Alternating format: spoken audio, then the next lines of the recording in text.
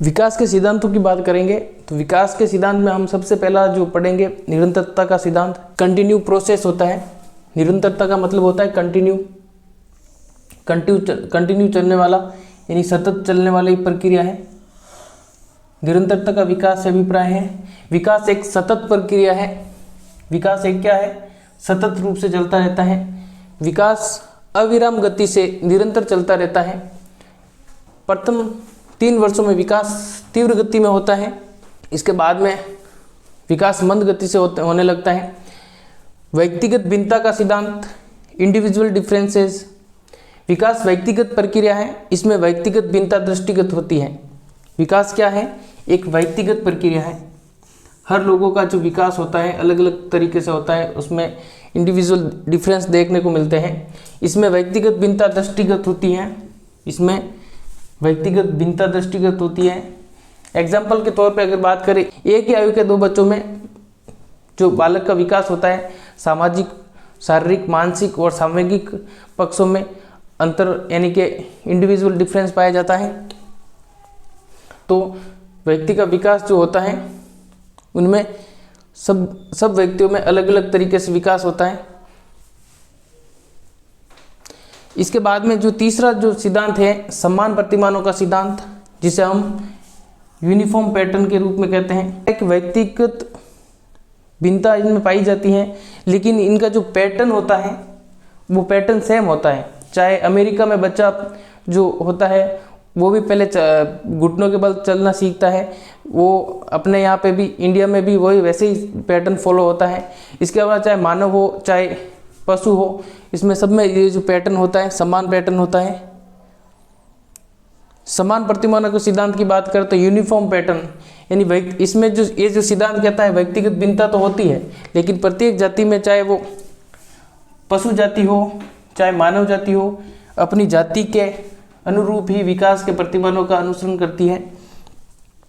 परस्पर संबंध का सिद्धांत, इंटीग्रेशन। बालक के शारीरिक, मानसिक और सांवेगिक आदि पहलुओं के विकास में परस्पर संबंध होता है। जैसे बच्चा अगर बालक जो होता है रुचि और व्यवहार यानी शारीरिक रूप से अगर रुचि और व्यवहार में परिवर्तन होते हैं तो यानी कि शारीरिक पक्ष भी मजबूत होता है, मोटर डेवलपमेंट भी इसमें मजबूत होते हैं। एकीकरण का सिद्धांत की बात करेंगे, इंटीग्रेशन, जिसे हम इंग्लिश में क्या कहेंगे? इंटीग्रेशन। बालक पहले संपूर्ण अंग को, यानी बालक जो होता है पहले पूरे संपूर्ण अंग, जैसे हाथ है तो पहले पूरे हाथ को, उसके बाद में हाथ की कलाई को, उसके बाद में अंगुलियों का इस्तेमाल करता है। बालक पहले संपूर्ण अंग फिर अंग के भागों को चलाना सीखता है, उसके बाद में उन भागों को एकीकरण सीखता है।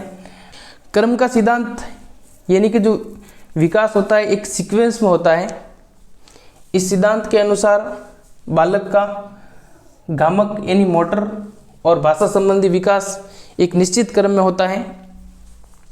बच्चा जो होता है जन्म के समय केवल रोता है, रोना जानता है, चाहे उसके पेट में दर्द हो, चाहे सिर दर्द कर रहा हो, चाहे कुछ भी, उसको भूख लगी हो, तो बच्चा केवल रो कर रोना जानता है।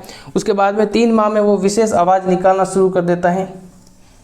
3 माह में एक विशेष आवाज़ निकाल कर शुरू कर देता है और 7 माह में बच्चा पा, बा, दा, दा ऐसे करके कुछ शब्द निकालता है। सामान्य से विशिष्ट का सिद्धांत, जनरल टू स्पेसिफिक। बालक का जो विकास होता है सामान्य प्रक्रिया की ओर होता है। नवजात शिशु अंग का संचालन करने से पूर्व अपने शरीर का संचालन करना सीखता है। वस्तुओं की ओर इशारा से पूर्व हाथों को हिलाना, यानी कि जो नवजात शिशु होता है अंग का संचालन करने से पूर्व अपने शरीर का संचालन करता है, या फिर किसी वस्तु की ओर इशारा करने से पूर्व हाथों को हिलाता है। वंशक्रम और वातावरण की अंतक्रिया का सिद्धांत की अगर बात करें तो हेरिडिटी और इन्वायरमेंट। बालक का विकास वंशानुक्रम और वातावरण दोनों की अंतर्क्रिया के कारण होता है। ये दोनों, ऐसा नहीं है कि इन्वायरमेंट से ही बच्चे का विकास हो जाएगा या हेरिडिटी से ही इसका बच्चे का विकास हो जाएगा। इन दोनों की आपस में अंतक्रिया के कारण ही बच्चे का विकास हो पाता है। दिशा का सिद्धांत, डायरेक्शनल।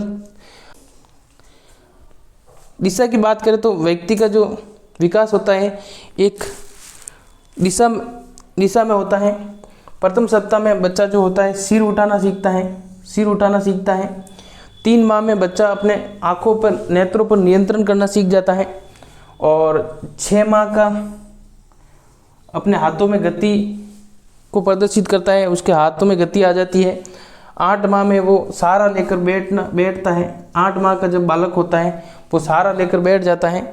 और 10 माह का बालक जो होता है वो घिसट कर चलना शुरू कर देता है, बैठकर घिसट कर चलना शुरू कर देता है। और 1 वर्ष में आते आते वो अपने पैरों पर नियंत्रण कर लेता है और खड़ा होने की कोशिश करता है। और 18 माह में वो चलने लग जाता है। 18 माह का होते ही चलने लग जाता है। इसके बाद देखिए हम बात करें 10वें सिद्धांत की, तो विभिन्न गति का सिद्धांत, यानी बच्चों में जो गति होती है सब में डिफरेंट रेट पाई जाती है, सब में अलग अलग गति से बच्चे बड़े होते हैं। कोई पहले जल्दी चलना शुरू कर देता है, कोई बाद में चलना शुरू करता है। विभिन्न गति का सिद्धांत की बात करें तो इसको इंग्लिश में डिफरेंट रेट करेंगे। विभिन्न व्यक्तियों के विकास में विभिन्नता होती है, यानी कि हर जो व्यक्ति होता है सभी व्यक्तियों के विकास में विभिन्नता पाई जाती है।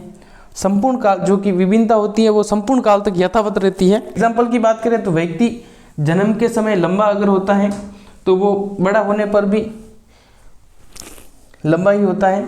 व्यक्ति जब जन्म के समय छोटा होता है तो वो बाद के समय में भी छोटा ही होता है।